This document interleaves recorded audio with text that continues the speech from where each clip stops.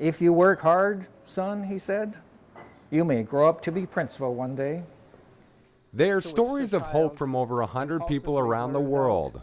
I'll miss you, Mrs. C. You're the best effing principal I've ever had. Short stories that cover everything from achieving your goals in life to dealing with bullying. And one mother in California telling her story about raising a child with autism.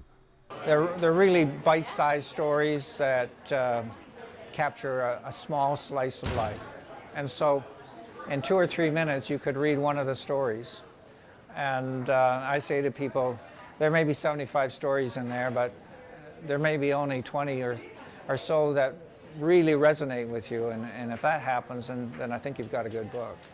Think Reader's Digest or think Chicken Soup.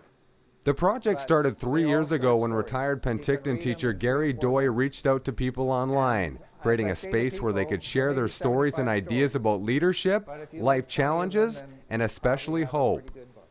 I often talk about hope as optimism with action, or being a realistic optimist.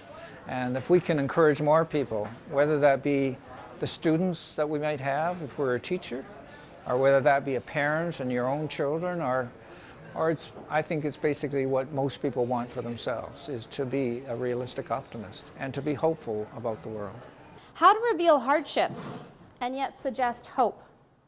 One of the book's writers is SouthKam arts teacher Jennifer Casey. Her story, entitled Make Art for Change, involves artwork from her students. The theme of their art project was supporting women in poverty around the world and looking at the ideas of, if we are able to empower and educate women around the world, how that can make a difference and that can make a big change in the world. At the end of the day, Casey didn't want to pass by an opportunity to inspire her students and others around the world.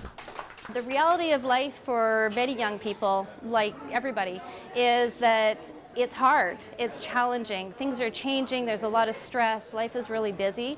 And to be part of a project where people are looking at something that's hopeful and optimistic and just being positive, engaging in a positive way with the world, I love it. I think that's great.